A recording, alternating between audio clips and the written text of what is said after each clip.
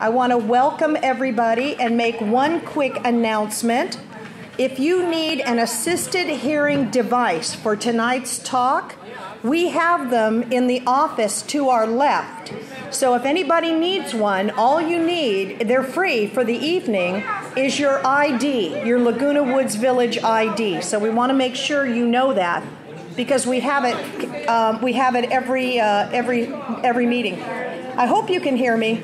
Oh, he was joking. That was funny. All right. Welcome, everybody. I hope you can hear me. For our second meeting of the new year, 2018. And do we have any new members tonight? If you are a new member, can you raise your hand so I can especially welcome you? Okay, it looks like the old crowd here. And welcome. I'm so glad you're joining us. So, just a quick bit of housekeeping and announcements. I want you to know that on Thursday, the next slide, please. Thank you, Joel. Thursday, February 15th, 2 p.m. in Clubhouse 1, we have the DVD, The Great White Hoax. This is going to be interesting. This film looks at race relations, white privilege, the intersection of race, class, and gender identities. The film features author Tim Wise, who some of you may know. He's a very active political filmmaker. And he's going to explore how American political leaders of both parties have been tapping into white anxiety, stoking white grievance, and scapegoating people of color for decades to divide and conquer working class voters and shore up political support. It's going to be a primary focus on Donald Trump's race-baiting 2016 campaign, but it also widens its scope to show how Trump's charged rhetoric about African Americans, Latinos, and Muslims fits within a long-standing historical pattern, offering a stunning survey of how racism and racial scapegoating have shaped American politics for centuries. And now for our keynote speaker, a brief introduction. Oh, I beg your pardon. Do you want to come on up here for a second, Joel? We cannot forget our newsletter. Yay, Joel. I hope you're all familiar with the newsletter. The next issue will be out in about a week, and I want to encourage people to send us submissions because we don't want to write it ourselves. We want to hear from the membership. There's an article in the issue by Marcia Goldstein, who is a close relation, and in it she gives you an idea for how to come up with an article that's appropriate for the newsletter. I hope you'll all read it and respond to it. There's already one article in there in response to what Marcia has written, and I look forward to your submissions. Thank you. Thank you, Joel. Now, hey, I have an article in there, too, and it's got a very interesting painting in there. Ian always puts it toward the back of the newsletter, and it's a little controversial. So a little racy. So I want to point that out to you. Okay, now we get to our keynote speaker, right? Very good. Professor Davin Phoenix, who is going to speak on anger mismanagement, race, or anger mismanagement, I should say, with a question mark, race, emotion, and political participation in the current political era.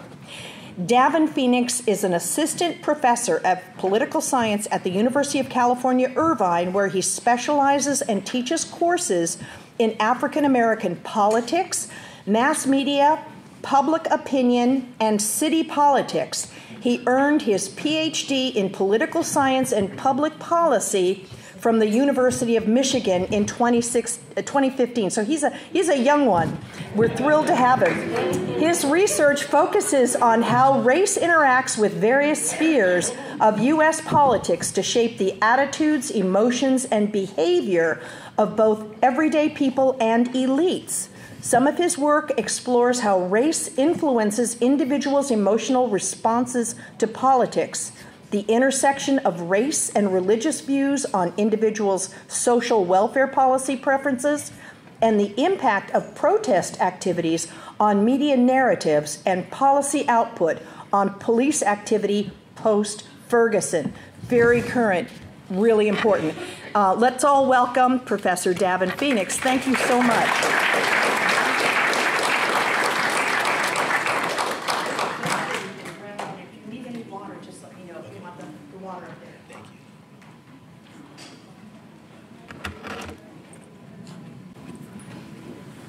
Good evening, everyone. Good evening, Davin. It is a real pleasure to be before you tonight. And while the slides are getting set up, I'll buy some time. What I want to talk with you about tonight, and I'll do it briefly because I'm really interested in having a dynamic conversation with you all. There we go. This is a project I've been working on for a few years now, and am working on a book about these ideas. Looking to complete that this spring. What I want to do is highlight less of the science and data and more of the intuition behind some of the ideas I want to present, and talk specifically about some of the trends that may have been surprising to some in 2016 in terms of minority participation. Trends that I wasn't necessarily surprised by, given these ideas I'm about to share about the roles of emotions and how emotions can really vary across race. So first, we'll talk a little bit about the roles of emotions in politics, and I'll maybe ask you to consider, in all of the advocacy and political engagement that you've done throughout your lives, what emotions have inspired you? What have been your motivating factors for doing the work that you've done? And maybe we can draw some insight from that.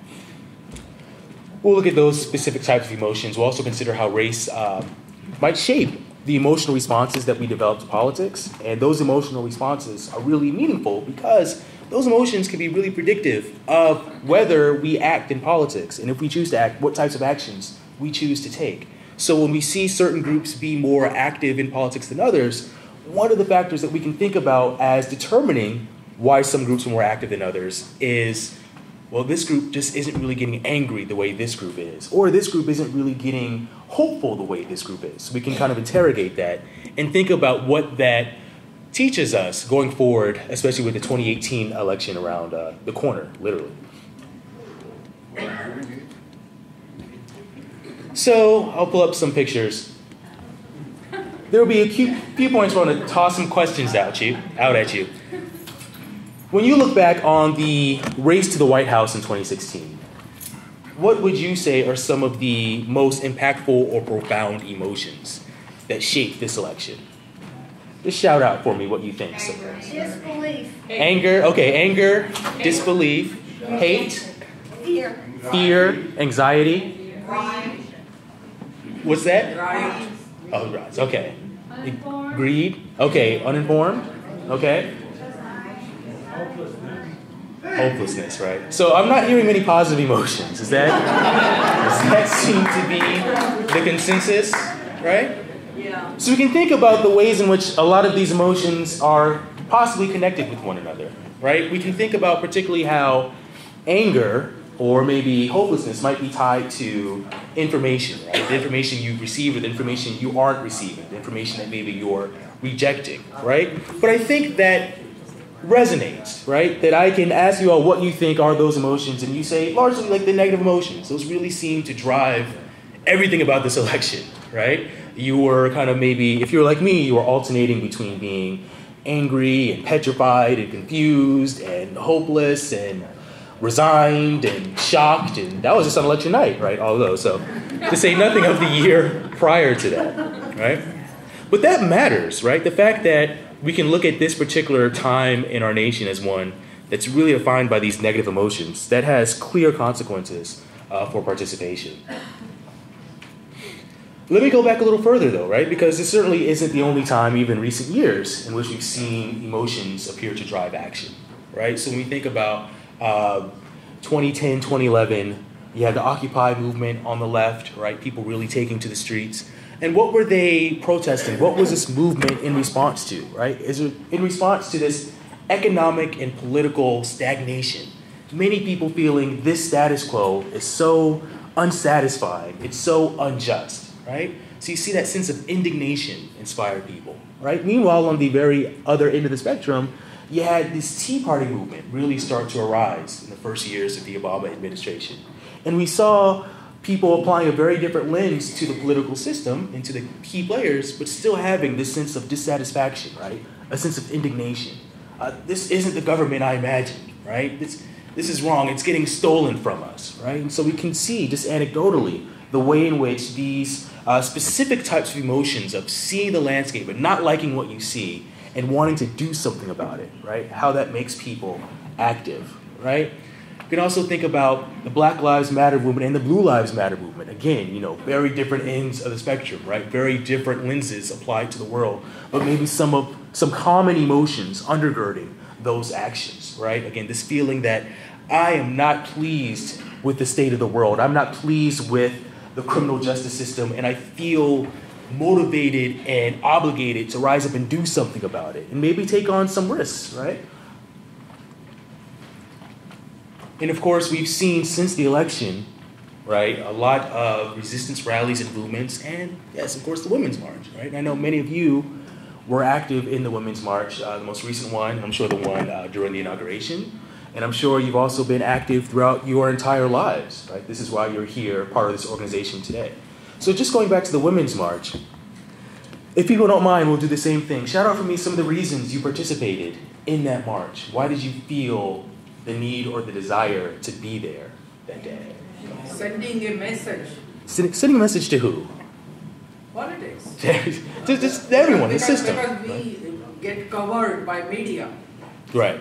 You have to do something. So making use of that platform, and specifically voicing your grievance, right, with the political status quo, and raising your voice for many to hear, right? We are dissatisfied, and we will not be ignored or invisible, right? What else? Go ahead. I think just to help overcome the feeling of helplessness that we had after the election, it was an action thing to do, and it felt good. Right. So, and I think that's really important, right? And so when we even saw the slideshow, right, and I was speaking with one of you, there's even a sense of affirmation and validation and community that comes through even from those pictures, right? How many of you felt those things when you were at the march? I see some hands. And pride. Right? And pride, right?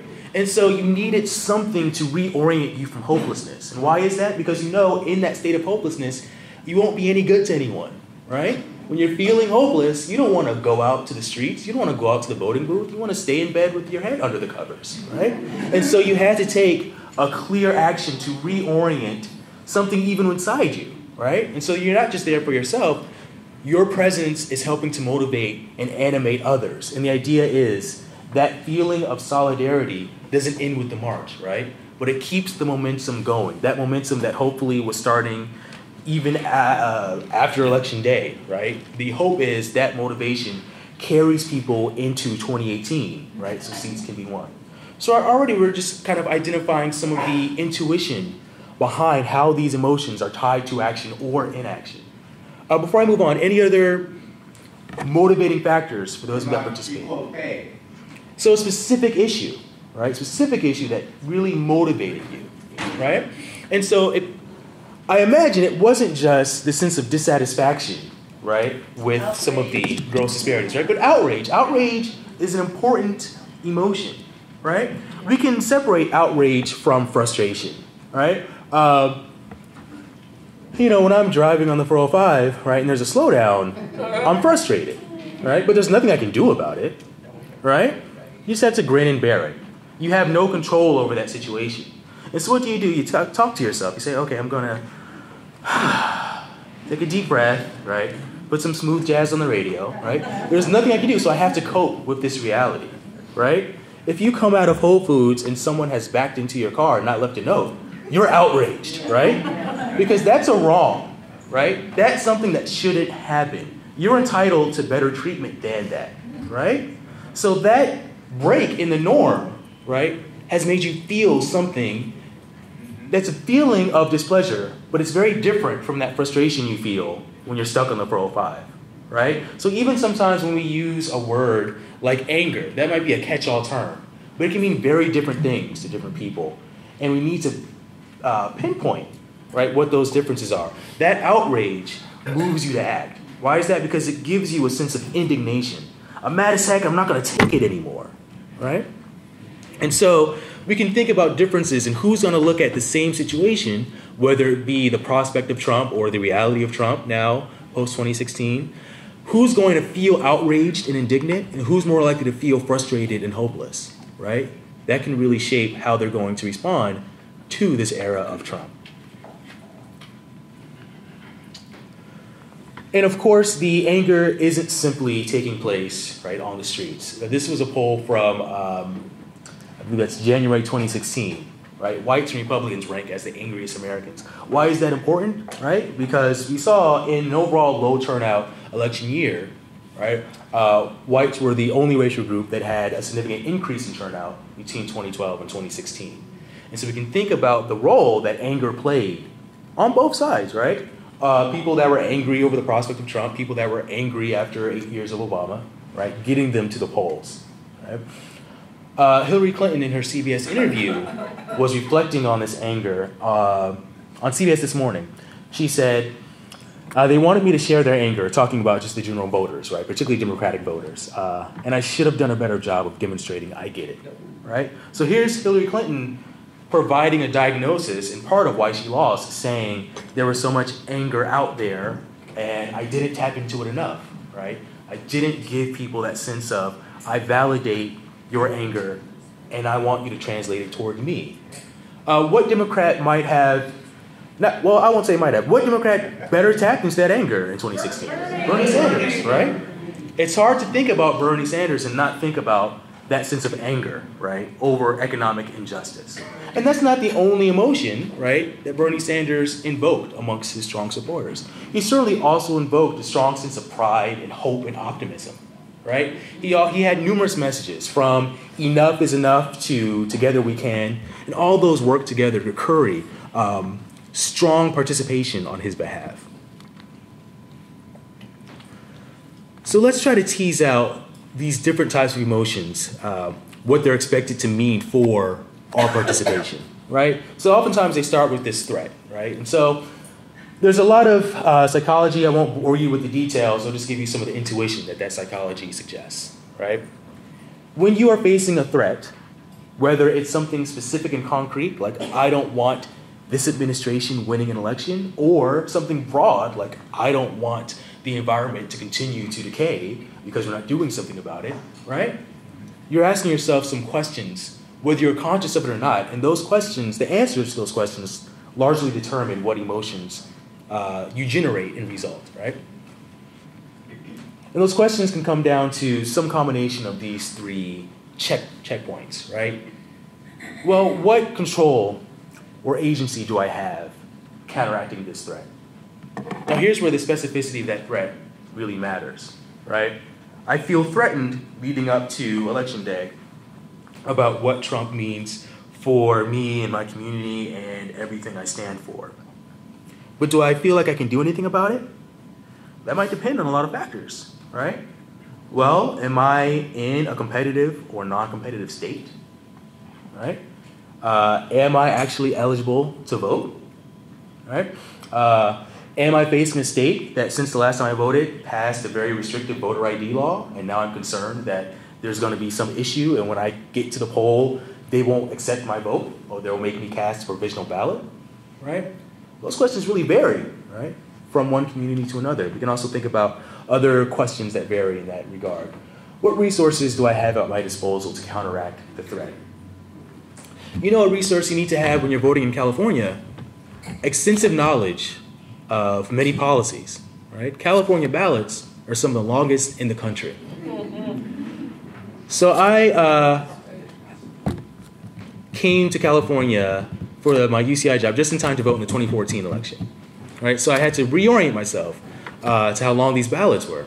2016, in the run-up to that election, I studied with the vigor that I hadn't shown since I was an undergrad cramming for a final exam. That ballot, if you remember, was incredibly long with so many ballot initiatives, and you had to really know your stuff. There was one initiative to abolish the death penalty, remember that? And the other one to speed up the process of the death penalty. You want to make sure you get those right if you feel strongly about those, right? You had everything from banning plastic bags, all kinds of stuff, right? And so we have to think about, does everyone feel confident they can navigate something as simple as a ballot in California, right? Or does everyone feel confident that they can stand in line for 4 hours to cast a vote? Because sometimes, or some places have incredibly limited voting apparatuses, particularly in communities of color. And so the question is not just, do I know everything I want to vote for on the ballot, but I work very tight, inflexible hours, and I can't take any time off on a random Tuesday. And when I get off of work, I have my children to take care of. Can I create the time out of nowhere to cast this ballot, right? So when we think about resources, right, we're thinking about a lot of different factors that can really vary. And finally, expectations. This speaks to the degree to which we feel this threat is a departure from our norm, or if that threat is part of our norm, right? This is a really important difference. We expect slowdowns in the 405, right? To go back to that example. So it's hard for us to generate the real passion about it. It's just part of life, right? Well, when something comes along that I don't like and I don't expect it, it violates the rules. It violates what I deserve, what I demand. And I feel something, right? It's not just a sense of shock or surprise that comes from the threat, right? But the idea that, no, we have to be better than this, right? How many of you felt something closer to that feeling the night of the election? How, right? Shock in the sense that, shock and dismay. This is, no. It's not simply a matter of 9.9 polls out of 10 said Hillary was the clear favorite, right? Sure, we've all been surprised before, right? But on top of that surprise, on top of that shock, the sense that, whoa, this guy won? On that campaign? Alienating this community? And this community? And this community? Wait, after this scandal came out? And that scandal? This? Right? There's a difference though, right? Many of us felt that shock and dismay. Many of us might have felt on election night, yeah, typical. Typical America, right? If you have that built-in sense of jadedness, what I call a resignation, right, you're not going to be moved in the same way, right? Again, you can't be moved by something you expect, right? And that's particularly important for racial groups, right? We can think about how these different questions generate answers that determine whether your response to that threat is one of anger, one of fear, or one of resignation, right? If you feel you have some sense of control over that threat, if you think you have the resources you need to combat it, and if it's a shock to your system that it's even on your plate in the first place, how do you think you're going to react across these three? Anger, right? That sense of indignation, right? If you feel like you don't have control over the threat, you don't have the resources to counteract it, and you didn't expect it, how do you think you'll feel? You're going to have fear, right? This is intuitive, right? You can connect the dots without my help, actually, right? And you can think back to the things in your life that make you angry, the things that make you afraid. When I was a kid, I was afraid of the dark, like many kids are, because I didn't know what was there. And I was scared something bad was there, right? And maybe there wasn't anything bad, but I didn't know, right? I didn't have control over the situation unless I found a nightlight. So I would sing to myself. I was like, well, at least I don't have the silence, right? So what am I doing? I'm coping, right? I'm trying to navigate this situation as simply and smoothly as possible. And then finally, if I don't really feel like I have much control over the situation, I'm like, my resources aren't strong enough to combat it, but I kind of expected this in the first place. I might wash my hands of it, right? And that's what I call the resignation angle. Yeah, well, that's life. These things happen. Not really the rah-rah kind of, feeling that we might want to see in this Trump era. So let's break this down a little further, right? When you're in a state of anger, you actually feel a great sense of motivation. Anger is a goal-oriented emotion. which is you're really focused on that specific object that's keeping you from doing what you want to do, right? Even if that thing is specific or broadly defined, right, you feel really locked in to responding to it. Another key thing about anger, right? Anger actually makes you less thoughtful and more confident, maybe even impulsive, right? And you can think about those times you've been angry, maybe over something you shouldn't be angry about, how you act or act out, right, in a very almost automatic way, right? That can be, maybe harmful when discussing things with your spouse, right? But that mindset can be very valuable in the realm of politics, right? Because we don't want people getting tripped up by, well, should I sign this petition? Should I make this town hall? No, you just want them to do it, right? Yeah, do it, right? So getting people angry is a great way to get them in a mindset of just do it, right? I'm thinking less, I'm willing to take action. And so for this reason, anger is expected to generate greater political action. In contrast, fear causes you to step back and question, whoa, maybe I don't know everything I thought I knew. And that can be valuable, especially when we're in an era, right, in which fewer and fewer people are willing to question their beliefs, right, and be challenged. So there is some value making people anxious within reason, right? Because you're going to seek out more information. Particularly, you're going to seek out information from sources you might otherwise discard. Well, I've been going down this path, watching this channel for my news, and now I feel really afraid. Let me just broaden my horizons and check out this channel, right? Let me check out what this set of people on this aisle has to say, right? So there can be value in that, but at the same time, this isn't really moving you into the front lines of action, right? You're kind of retreating, if ever so briefly, to reassess the situation.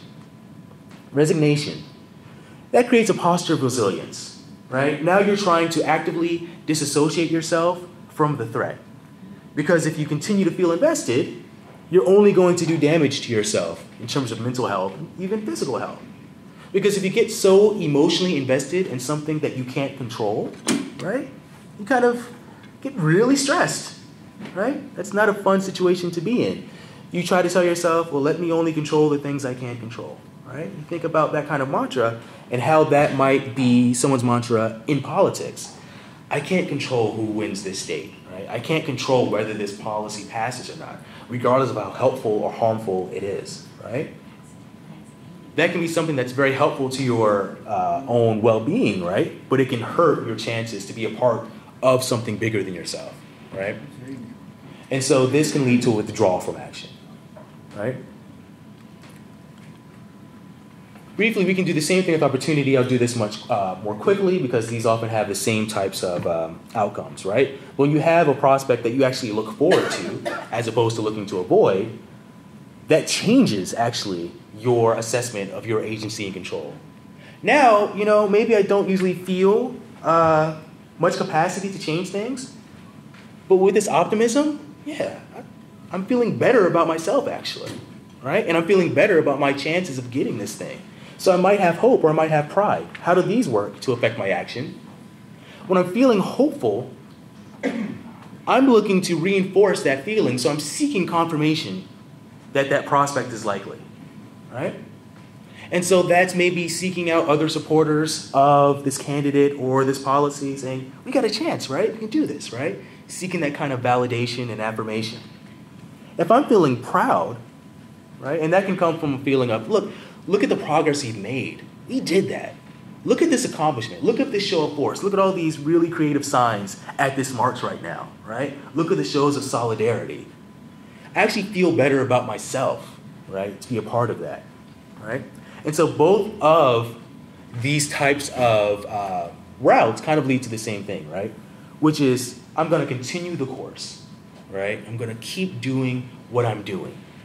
And so the conventional understanding of these emotions says that these positive emotions are effective, but they're actually not as effective as anger, right?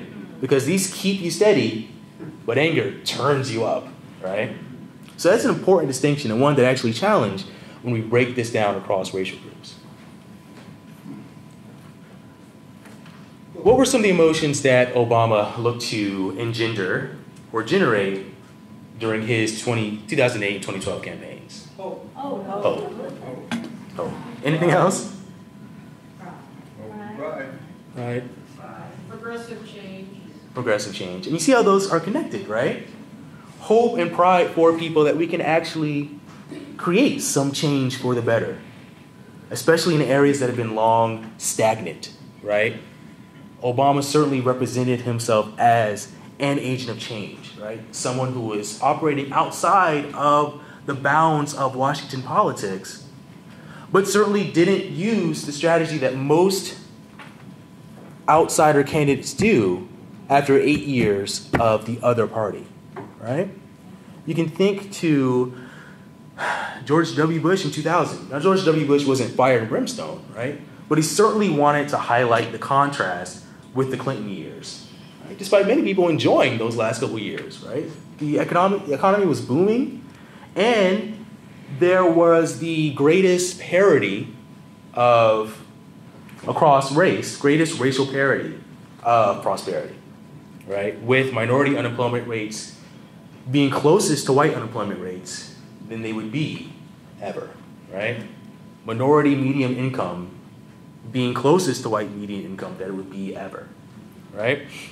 So as the outsider, Bush's team has to say, well, how do we contrast this? Well, we'll find a way, right? We'll find a way to say, somehow this has been bad, right? There's certainly a lot of angles that Obama could have taken in 2008 to draw on people's anger or anxiety, right?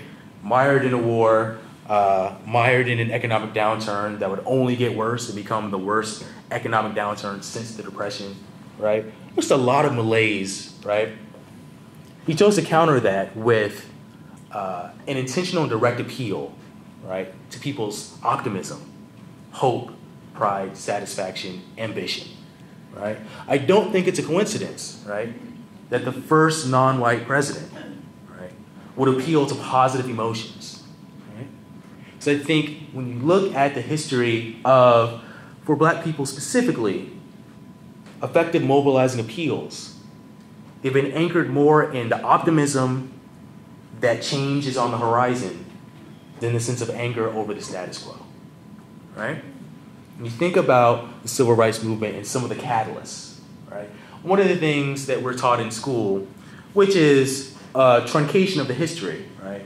But still, that a significant moment is the ruling in Brown v. Board in 1954, right? This is a positive catalyst, right? This is something that national and local leaders of the movement can take to an otherwise skeptical set of people in the black community and say, change is legitimately on the horizon. Let's strike while the iron is hot and take advantage of this unique opportunity to keep pushing, right? So appealing to that hope and also appealing to that pride to engender action, right? I think Barack Obama represents just the latest tradition of black elites using such appeals. Yes, We Can wasn't originated by Obama, by Jesse Jackson in his 1984 and 1988 campaigns. Again, no coincidence, right? That the viable black presidential candidate prior to Obama used this exact same slogan, right? Knowing that for black people as a traditionally marginalized group, right, for whom the norm is that marginalization, it might be a little difficult to strike at that sense of outrage, right? When there's a lot of reasons why blacks will take the tone of frustration, right? Well, let me just cope with this reality, right? I'm always kind of getting in the shorter end of the stick, right? I won't see myself as secondary, but I recognize I have to cope with a lot, right? I have to put up with a lot. There's a lot of things I have to just kind of deal with and not get too emotionally invested in, right? That sense of racial resignation, right, can cause lower numbers of black people to see the same types of cues that white people see and generate anger in response, right? And so if you're not getting that anger generated, you're losing out on a potential means of mobilization. But can that hope, can that enthusiasm fill the gap we're thinking about black people in politics? Contrast.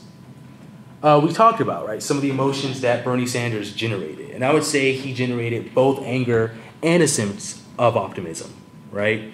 Here we kind of see both messages. Enough is enough is a clear reflection, right? A clear invitation to view the status quo as dissatisfying, right? Let's not shy away from that. Let's lean into that. I want you to acknowledge that this is bad. I want you to acknowledge that you deserve better than that, right? Time's up for this, right? Enough is enough. Yet at the same time, we see some of the markers of hope, right? This belongs to all of us, right? Together we can rise together as one, right? You might guess what's coming up next.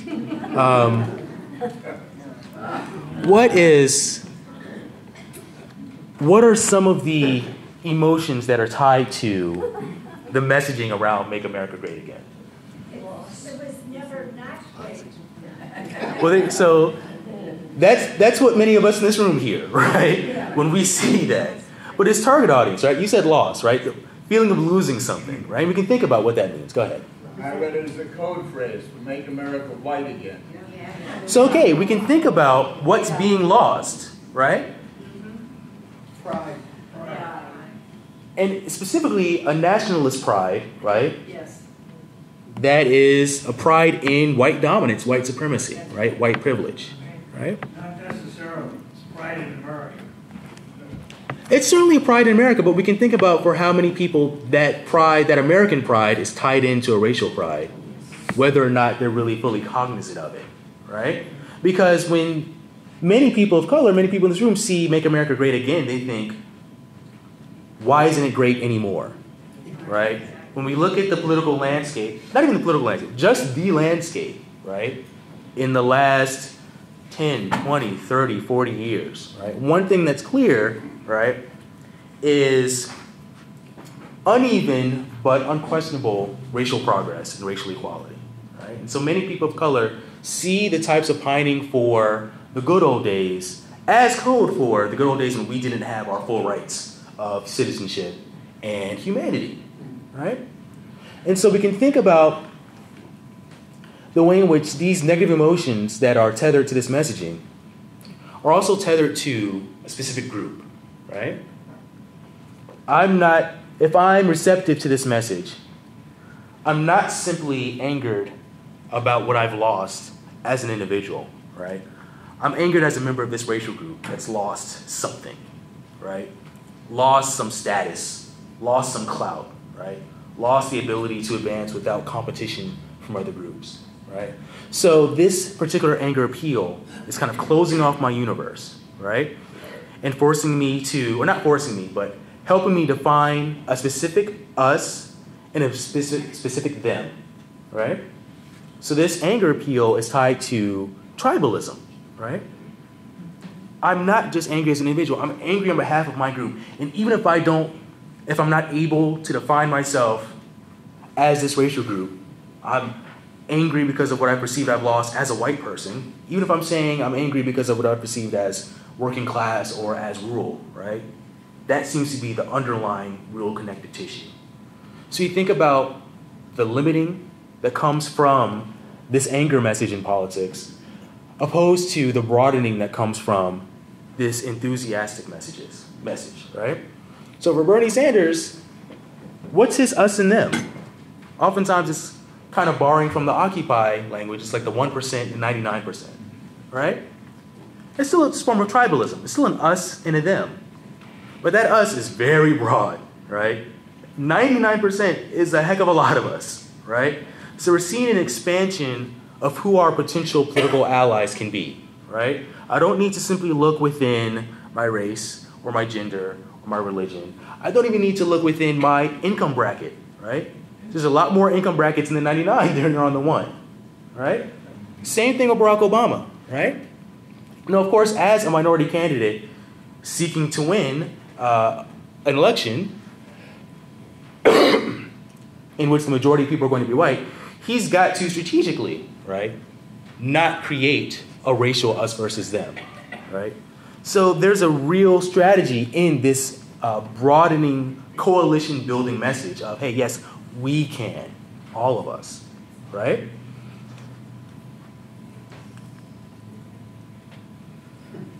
it's important to think about the way in which these appeals can either close us off as groups or widen us out as groups, especially when we think about how racial minorities defy some of the expectations about threat and emotion and participation. So one thing that got some attention when the Occupy movement was at its height was, where are the black people in this movement, right? Nationwide, black participants were about just 2% of the movement, right? And of course, blacks are about 12 to 13% of the population, but when you think about what Occupy is focused on, the economy, if anyone should be at the forefront during this time, it should be black people, right? During this time, black unemployment skyrockets. During this time, black median household health is cut by more than 50% in just a 4-year period. During this time, the percentage of people without health insurance shoots up. Forget the percentage, but it's pretty high. And the percentage of people, black people going from homeowners to renters, skyrockets, right? And yet, despite those real vulnerabilities, right, which are all the calling card of Occupy, right, where are blacks in the movement? This quote from Stacey Patton, I think, highlights that idea of racial resignation, right? First, she talks about, well, let's adjust our expectations in that first part, right? Blacks have historically suffered the income inequality and job scarcity that Wall Street protesters are now railing against, right? Again, this isn't a departure from our norm. This is our norm, right? Hard to really get wild up about that when this is what we expect, right? And lastly, perhaps Black America's absence is sending a message to the occupiers. We told you so. Nothing will change. We're here already. It's hopeless. Well, there you go. That's the emotional construct being posited here, right? So this is just an anecdotal example, right? But I see this continue to resonate when I look at these patterns of people's emotional responses to these different types of cues, right? We talked about what that hopelessness does. It makes you retreat, and withdraw, right? Going forward, here's some turnout trends. So the key thing to note here, right, is something I mentioned. Only whites and then slightly Asians increased their participation from 2012 to 2016. What was particularly notable for many pundits after the election was the lack of expected boost in turnout from Latino voters, who were viewed to be particularly targeted by Trump's anti-immigrant rhetoric, right? And so I won't read this whole quote, but this quote from a New York Times article basically makes bare, right, the numerical increase in Latino voters from 2012 to 2016 was simply a reflection of demographic changes, right? More Latinos becoming 18 in that time span, right? There was no actual surge in turnout in response to Trump. And that had a lot of people wondering, well, oftentimes Latino community is called in social science the sleeping giant, right? And this was the latest thing that was going to awaken the sleeping giant, right? And you did have a lot of mobilization of Latino elites around voting and responding directly to Trump, right? From Latino musical artists to the news organizations in the U.S., right? Key figures from Jorge Ramos to the long-standing popular rock band Maná, right? Really pushed get out the vote efforts, right? And yet that idea and the common wisdom or conventional wisdom of, well, they're threatened and they're targeted, so they're going to respond with more action because they're going to respond with anger. It wasn't there, right? In fact, when we just compare whites to non-whites, we see the gap widening in 2016 compared to recent years. So again, for other minority groups, particularly African Americans, that sense of indignation that, hey, we're going to respond to this threat with greater action, it wasn't there, right? No, I'm not saying the entirety of that is due to emotion, right? But I think that's a hidden factor, right, when we kind of try to make sense of what happened in 2016, right? Not all of these groups should be expected to respond to threats with greater political action. We have to really understand the nuance of how they're looking at the world, the lenses they're using to filter their world, and what that means for their emotions. And then from those emotions, we can say, okay, yeah, we wouldn't actually expect them to take more action. And lastly, anecdotally, the week after the election, Dave Chappelle hosted SNL.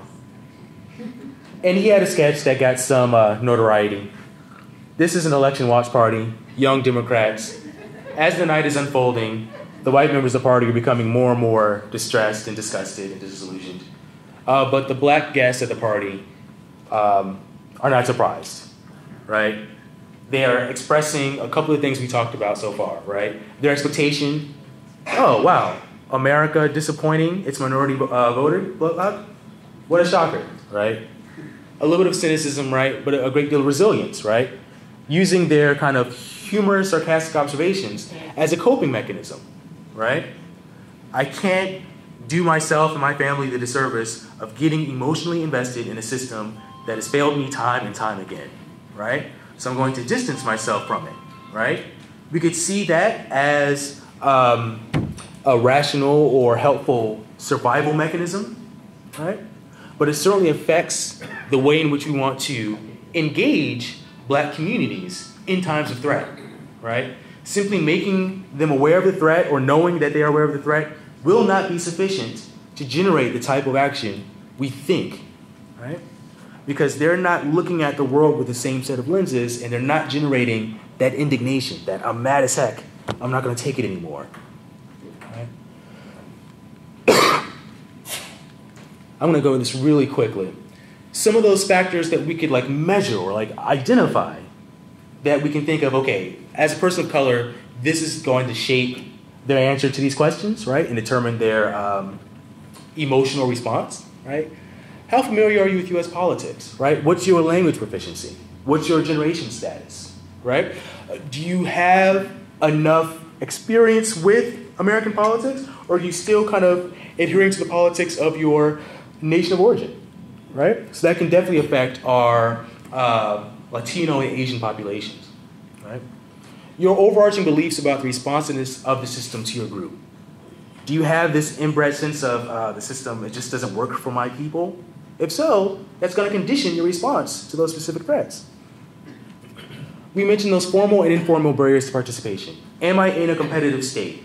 Are there going to be restrictive voting laws that make me feel uncomfortable going to the polls? Right? Those kinds of questions are going to shape how I feel control or resources, right? And lastly, do I have any kind of track record of winning before, right? Or have I always seemed to have lost in the game?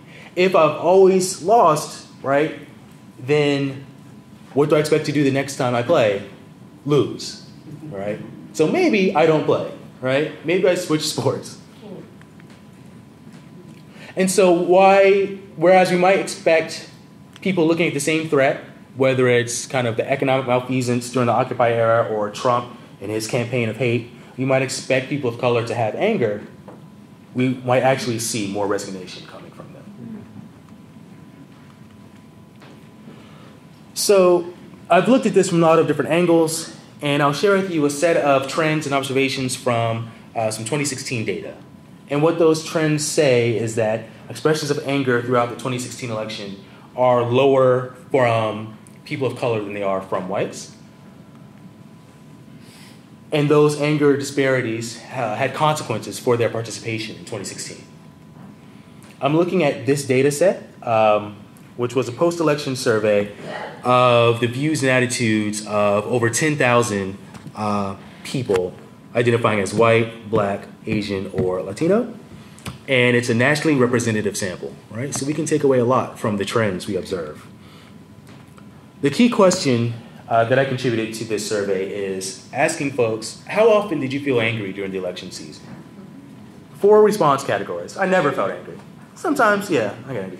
Often or all the time, right?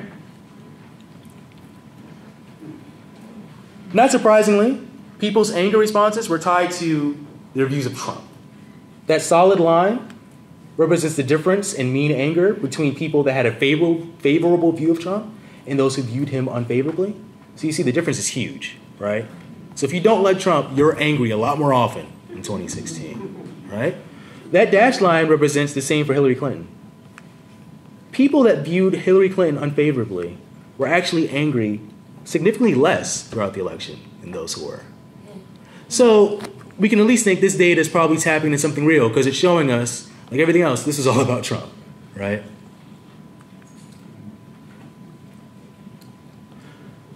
this is the effect of anger on each group's likelihood of voting for Clinton if they voted, right? So the solid color bars are your likelihood of voting for Clinton when you said, I'm not angry at all. And that shaded part is the added likelihood for those who said, I'm angry all the time. Now this controls for how much you liked Hillary Clinton, and of course party, age, economic status, all those things that we know affect vote choice, it's covered. So what we're doing here is we're saying, we hold all those things constant, what's the difference here? Anger works for everyone. For blacks, less, but that's because blacks were really just already going to vote for Hillary Clinton, right? For Latinos, a good deal, right? Whites the most, right? Anger is working the most to influence their vote choice. So clearly, this white sample is going to be more Democratic, and that's simply the case. For whatever reason, more progressive whites are more likely to answer surveys than conservative whites, right? But again, that's controlling for parties. So this is saying, okay, we know you're a Democrat. We know that you actually like Hillary Clinton. Can we know any more about who you're going to vote for based on just that question of how angry you were? And it really does tell us something significant, right? So that anger matters in this election. This might be a little harder to see. In fact, I see many squinting. This is harder to see. But again, what we're looking at is the difference between those in the solid colors who are say, I wasn't angry, to those who said they're angry all the time. Blue is Asians, red, whites, black, blacks, green, Latinos. Anger is working to get white people to act more so than other groups, right? So again, we have to reckon with this racial disparity in emotions. Not only are more white people expressing anger during this same climate as everyone else, but their anger is having a stronger effect on their action than everyone else. So this tells us, especially as you look at 2018, if we want the coalition of color that's so critical to the Democratic Party and to the progressive agenda, period, to be active, we're going to have to find something other than just threat cues, right? Because that simply isn't going to rally the troops. This is the same thing broken down by party, the same thing, so I'll just skip it. What I want to highlight is, I'm going to skip this too, because I just said that stuff. What I want to highlight is some evidence of an enthusiasm advantage. This is just comparing blacks and whites, right? So again, black people represented by the black line. Okay. White people represented by the red line. Now the shaded part represents the difference in saying I wasn't proud at all throughout the election to I was proud all the time. Now you see the blacks representing the black shades. Pride is motivating blacks much more than it's motivating whites. Even in the area of protests, black people in 2016 were more likely to protest when feeling pride than when feeling anger. Okay? So when we're trying to reach out to different groups, we could be really shooting ourselves in the foot trying to give one unifying message to a multiracial set of people. Because we're clearly being motivated by different things, because we're looking at the situation very differently. Now this is just, I only have finalized the graphic for blacks and whites. But the patterns generally hold for Latinos and Asians as well. That they are generally motivated by this positive emotion of pride more so than whites are. So we got a real disconnect here, right? Anger moving whites onto the playing field. This positive emotion moving different people of color onto the playing field, right? There's real consequences, right? And I'll close by highlighting just a couple, right? We want to talk about coalition building, right? Reaching out, especially in this so-called era of resistance, right? It looks like different types of messages are going to really move people in different racial groups, right? So it's not to say when you're mobilizing people of color, you have to shy away from the threats represented by the reality of a Trump administration. What you want to do is give them some element of optimism to latch onto, right? Now, in looking ahead to 2018, you could see, well, 2016 was the first time that Orange County went blue in how many years? In decades, right? That's optimism for real change. You could point to the number of people that are running as Democrats and getting a lot more money, right? than their Republican counterparts, even Republican incumbents in these local races, and say, look, people are putting their money where their mouth is. This is a real shot in the arm we've got, right? You don't want to shy away from those hope cues. In fact, you want to lean into those and talk about how people can be invested in those and feel positive about the revolution, right, that they're joining in their own right, right? And so, of course, the same goes for efforts to mobilize and activate people for 2018.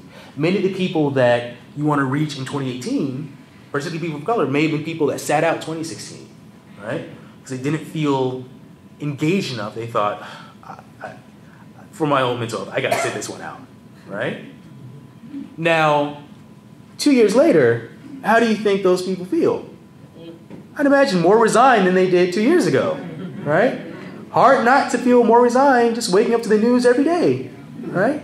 And so, for white people, you can feel free to lean into that and get them riled up. Yes, yes, yes. For people of color, you have to switch the tune, right?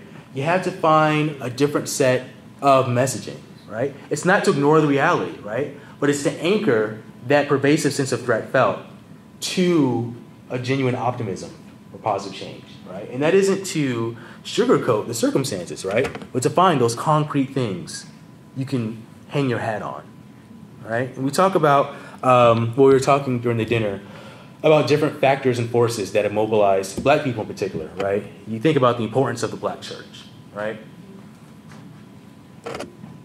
What messages has the black church given to black people, right, that have been congregants? It's messages of salvation. It's messages of the promised land, right? It's messages of, I may not get to the mountaintop with you, right, but we will get there, right? We shall overcome, right? It's embedded in those long-standing narratives and messages and songs and hymns, right? So there's really something to that. We don't need to ignore that in our outreach to these groups, right? But see the prevalence and power of positive emotions, even when we're in our darkest times. It's important to find that light at the end of the tunnel, right? Because it's that light that gets people off the sidelines. So I'm going to end there, and I welcome your questions. Thank you.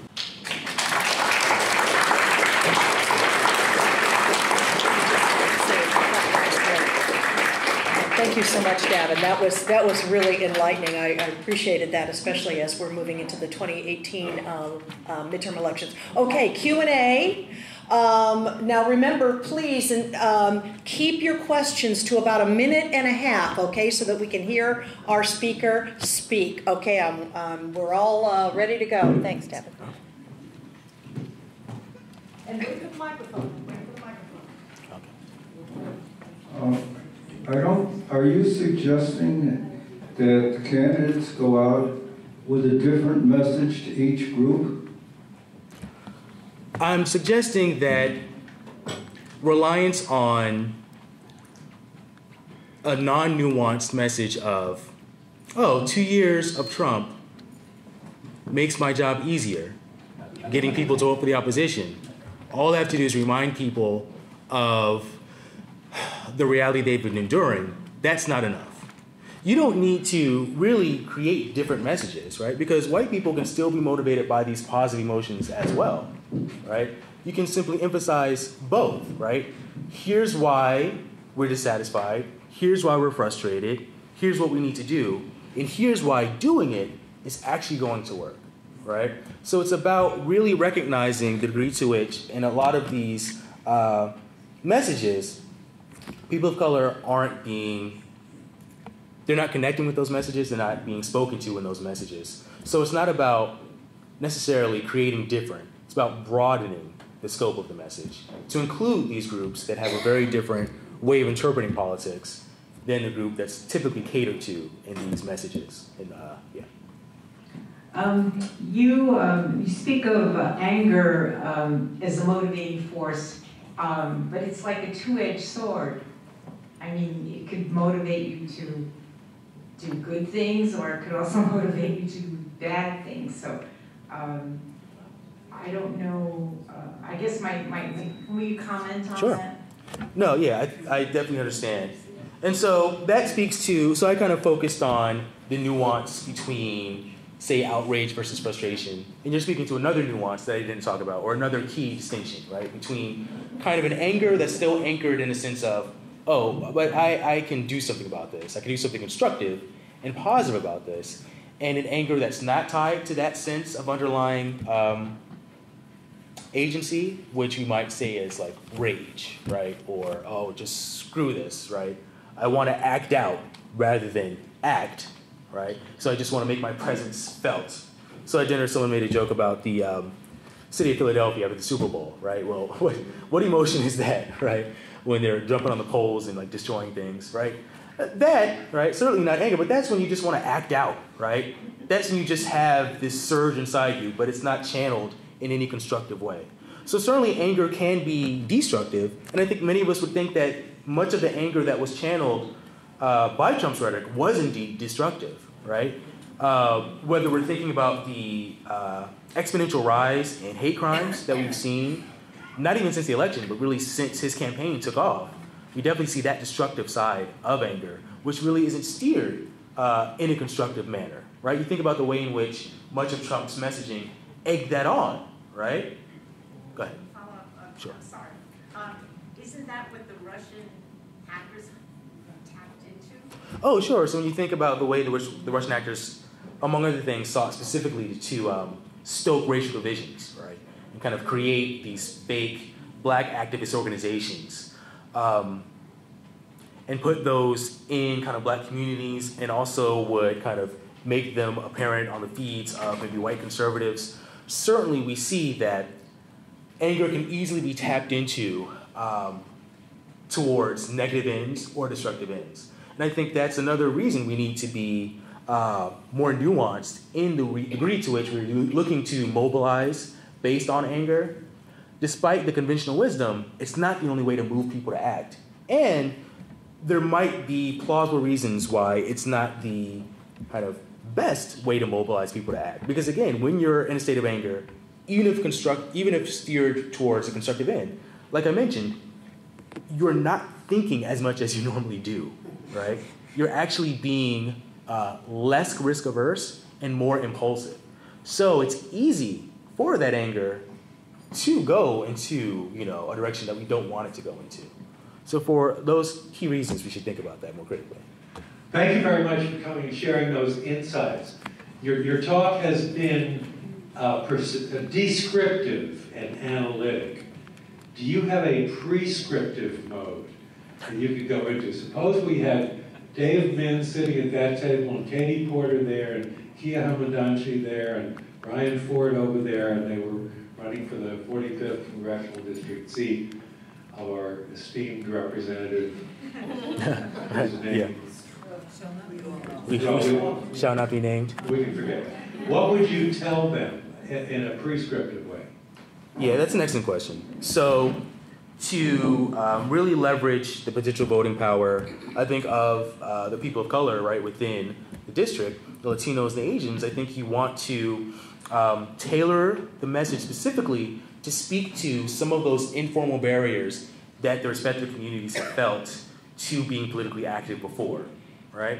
Whether that's like immediate issues of not feeling very comfortable navigating the ballot, right? Or the kind of, it seems menial and tedious, but having actual access to the polls, right? You want to create and work with them to create an infrastructure so that those costs are no longer costs. Whether it's organizing a carpool to the polling sections, right? Or organizing babysitting. Well, why would the congressional candidate take on those tasks? Because it gets people to the polls, right? And so oftentimes, indigenous groups within the communities are playing those roles. And so you don't need to reinvent the wheel, but what you can do is highlight and celebrate the work of those groups when you're trying to reach out to those communities so that people feel validated. Oh, this is actually a representative or a potential representative that knows what my political reality is like and is validating it. I'm feeling enthused and feeling proud to be a part of this kind of political fabric,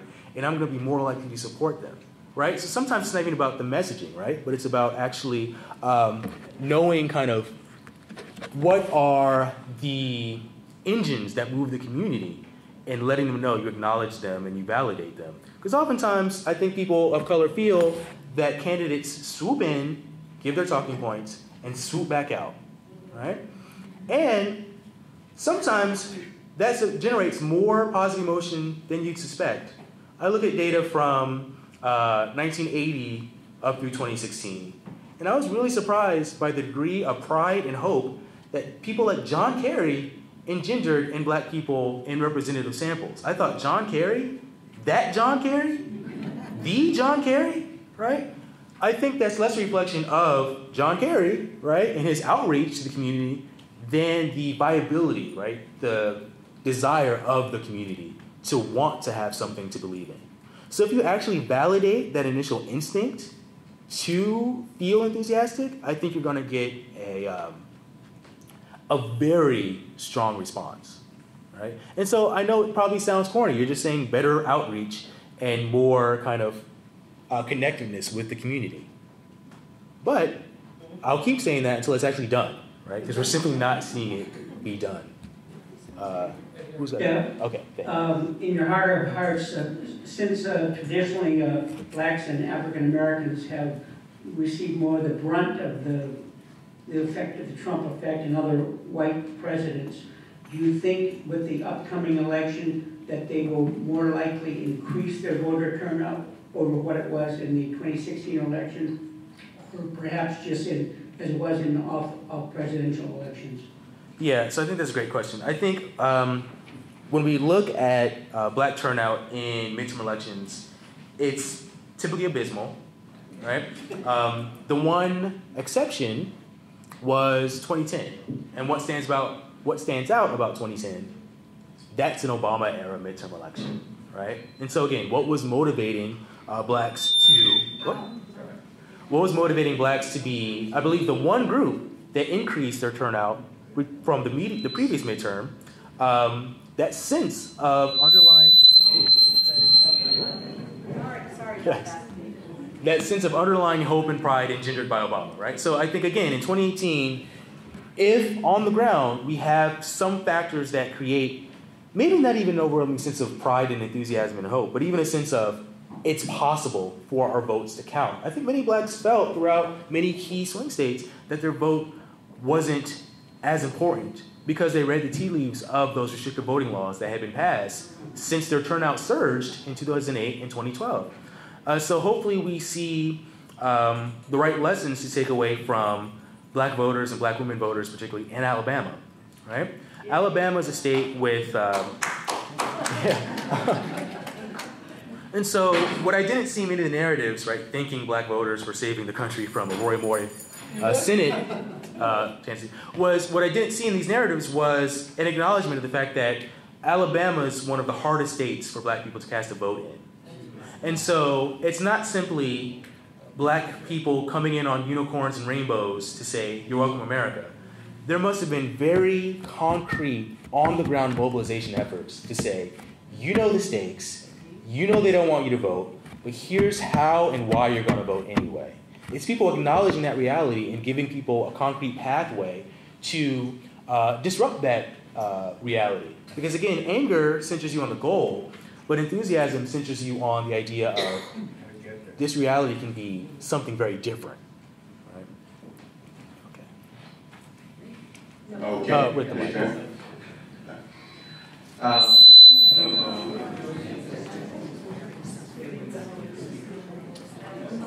Let me go over there. Okay. In terms of presidential election, for the purpose of voter turnout, what do you think that we should make a presidential election day as a national holiday? Oh, I'm all for a number of radical changes to our voting system. I say make it a holiday or put it on the weekend. I say expand voting by mail to make it just across the nation, a standard vote by mail process. I say automatic registration so that it's not an extra hurdle for people. Oh yeah, I mean there's a lot. And so I definitely think those are key factors, right? So when you think about some of those immediate kind of instrumental challenges to voting, those are challenges that people of color, many people of color, are going to disproportionately face because of the intersection of race with class vulnerability, right? So having the election be on a Tuesday can be difficult for people that have very rigid work hours or have limited access to public or private transportation or have limited childcare needs, right? So you would, erase all of those types of factors by simply making it a holiday or moving it to a weekend. And that's one of many changes we can make. But again, these are changes that, not to editorialize too much, but these changes should be made. And when we look at the utter stagnation, I think we see just how entrenched, right, our political imagination can be within the status quo, right? And how things that actually are sensible and feasible and are done by other advanced democracies are off limits here because we create these arbitrary limits on what we are willing to believe and conceive as possible. And so I think that requires all of us to be committed enough to have the audacity, right, to steal an Obama word, right, to fight for a change that currently isn't within the bounds of discourse, right? We can have a lot of instrumental conversations about increasing turnout, but how come we don't have more conversations about those fundamental changes? How come we don't have more conversations around whether there's a need for the Electoral College at all or not, right?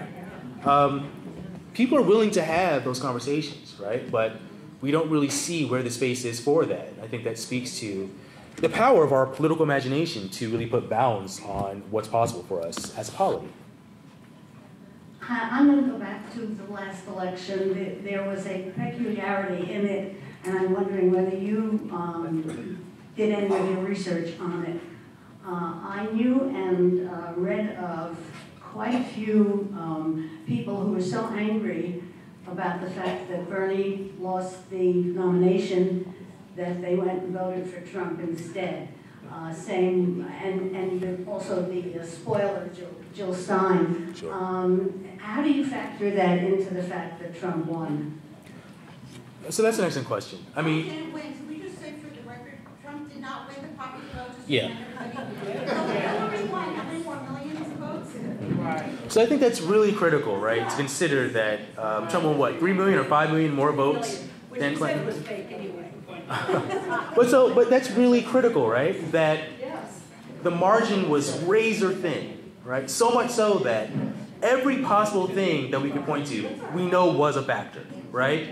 People casting protest votes was a factor, right? Whether it's for Trump or for a third-party candidate, right? People of color feeling intimidated or feeling blocked by restrictive laws was a factor, right? The FBI announcement, the week election, they were all factors, right? Because when the election is that close and when turnout is low, anytime turnout is expected to be lower than usual, that means there's much more noise, right? Much more variation and much greater chance of curveballs, right? And so I was nervous heading into the election about the fact that we would have low turnout, right? Because, the lack of likability of both candidates widely. And so my answer to any question about did this affect the outcome to this is yes, they all did. Like if you change any of those things, the margins were close enough that maybe that is a decisive factor, right? Which is, it's tough. It's who's got the mic? Hello. I do. Okay. Do you see any possibility that sometime in future we would all be quote unquote just Americans, not whites and blacks and browns? That will be one because we have faced that in India. The dark South Indians were treated, inferiority, and whites from North India, so not as bad a situation as we have here, but it was quite bad. And now we are all, quote unquote, more than 80-90% consider it all Indians. So this could happen here, that's one thing. And secondly, quick question is, how about concentrating on all the accomplishments done by our President Trump? Only thing, negative. Media also does the same thing. Whatever good he does, it never comes out. You know the joke, don't you? May I mention one small little joke? Sure. I'll defer. I'll answer both questions though. Many people consume media that does nothing but tout Trump's many vociferous successes, right? So I think we do need to recognize that he's got an unwavering support base amongst rank and file voters and amongst elites, right? That are lockstep with him and think he has been fantastic and think he has accomplished everything they hoped he would accomplish. So to answer the first question, I think your observation about your frame of reference around race in India, I think is really important because it speaks to how important our frame of references are, right? When we have country of origins outside the U.S. that we're very connected to, we can think about the importance of that, particularly for outreach to Latino and Asian communities that may not be speaking, many of whose members may not be speaking the same language of race that we speak in the U.S., and they can be alienated by the attempts to appeal to them based on their racial group, right? Because they don't have a pan-ethnic identity that they identify with, and they just don't understand the concept of race being what it is and being kind of the polarizing thing it is. And so we're definitely losing out in outreach if we're only talking to Latinos and Asians around quote-unquote Latino and Asian issues. Particularly for Latinos, there's so much emphasis in the framing to the group on immigration. Immigration is not the top issue that Latinos prioritize. So we all do is jobs. It's access to work and quality education, right? But how often do we ever hear those issues framed either to Latinos or as central to Latinos, right? It's all about immigration. And so we're losing out, right? Again, that speaks to, we don't have to just focus on the emotions, right, and how we can be limiting or broadening our scope. We can focus even on the different frames that we use to define these groups and the issues that are most important to them. And by simply saying, oh, it's all about immigration, we're losing out on people that say, I care about the same thing my white and black and Asian neighbors care about too. Can my kids go to a good school? And can there be a job for them when they get out of school? And will they be swallowed by their debt or not, right? So yeah, that can expand our imagination. And so credit to the type of messaging of Bernie Sanders that can expand that imagination and allow us all to see ourselves. But also, Bernie Sanders could have done a lot more to explicitly make people of color feel connected and not prioritize class over race, but see the ways in which they're intersected together, right? So again, that's about broader framing issues. Yes. How do you see the great outpouring of anger about the police shootings of all blacks generally in a very, very small space, so to speak, as affecting the equation of hope versus anger versus giving up? Yeah, that's an excellent question, right? So I think when we look at various movements, specifically the movement for Black Lives and the show of force of Black people in communities rallying for racial justice, we can see, okay, anger can be certainly a motivating factor in driving Black action, right? So it's a matter of are kind of mainstream political elites channeling that anger, or are they ignoring it or not activating it?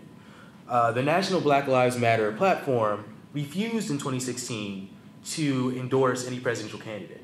That was an intentional, specific decision to say, we don't feel there's anything we can achieve from conventional electoral politics, right? So we can think about the way in which this movement, which certainly is generated in large part by Black anger, but also by Black pride, right? Pride in the group, pride in the movement, pride in the history of Black activism.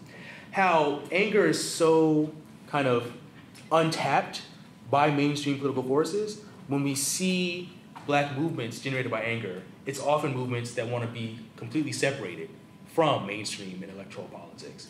I think that speaks to that divide, right? And it's not easy. It's not going to be one generation of politicians that says, oh, you know what, Black people have a right to be angry about their circumstances just like anyone else, so we're going to activate and tap into their anger and drive it towards the voting or the campaigning, just like we do specifically with whites.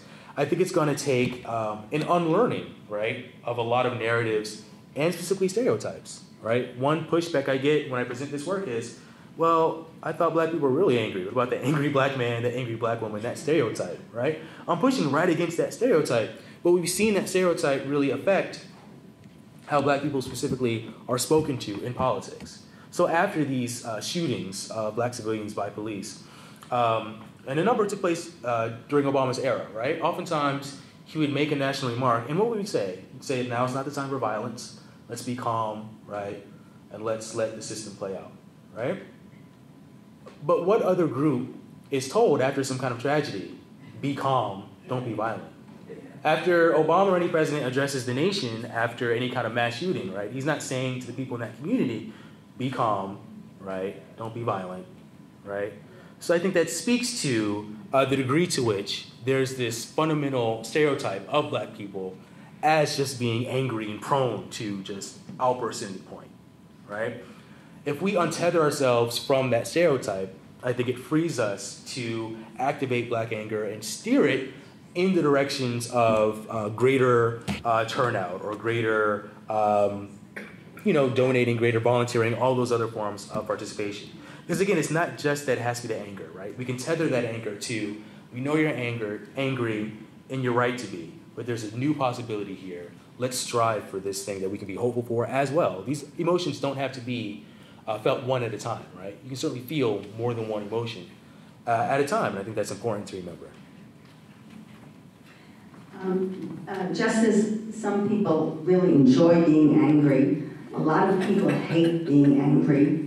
They feel it's a destructive emotion, that it makes their lives worse, and they will withdraw from situations where they will feel angry. Is there any way of appealing to these people, not using anger, to be active? Yeah, I think so for sure. For sure, especially since many examples, I just highlighted a couple, but many examples of using anger in mainstream politics often works to surface intergroup tensions, right? Whether it's along class lines or against racial lines or perhaps gender lines or religious lines, right? So there's certainly plenty of value in not looking to simply invoke anger to get people to act, right? The conventional wisdom says, oh, it's most effective, but I'm challenging that, right? And that's not simply conventional wisdom that needs to be challenged for people of color, right? There's plenty of people that don't like feeling angry, don't feel as though it's constructive or productive, and they need to be heard too, particularly in a context in which so many people that are aligned with our views feel very aggrieved and feel very put upon by the political climate, right? We need to not judge those of us who don't seem to be feeling angry over it and tap into what are the emotions that push you to feel like you can make a difference, right? Are you feeling actually what's labeled anger, but is it a sense of hopelessness, right? Or a sense of resignation? And can I credibly show you a reason to not feel that hopelessness and not feel that resignation? But it has to be credible, right? I can't simply tell you a myth or, a fairy tale and expect you to act, right? There's got to be something concrete I can point to say, look, good is on the horizon, even if we're in a sea of bad. Compliment and a question. Thank you so much for all your enlightening, as the word was used before, remarks, because I read a lot, and I have not heard what you presented tonight, so that was really interesting. And my question is, you touched a little bit on the women who came out in Alabama to vote recently, and so I wonder, have you done any research in particular on gender, in addition to by the race issue, and also age, because I know one of the big problems nationally with a lot of young people didn't vote. And what was my third thing? Oh, by states, because there were problems you did mention with swing states is really a big issue, I think. So if you could touch on some, if your research has done any of those things. Sure, yeah. So I think I'll go in reverse order. So I haven't looked closely at state-by-state differences, but I recently got, in addition to the data set I looked at here, that gives me where the respondents live. So I can look at, how the competitiveness of the state factored into, right, those relationships. In terms of age, perhaps not surprisingly, across the different racial groups, the older folks get in this data set, the less likely they are to express anger. But I haven't looked at differences yet, and I need to, in the effect of anger on participation of younger people versus older people. I actually looked at it a little bit. I haven't found much, but I can dig a little deeper. Because I just had a cutoff of like 35 and younger versus everyone else. Pretty rough measure, right? Didn't give me much.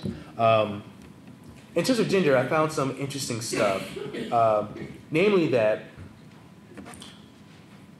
across every racial group, women were angrier than men in 2016. Particularly Black, Asian, and Latino women.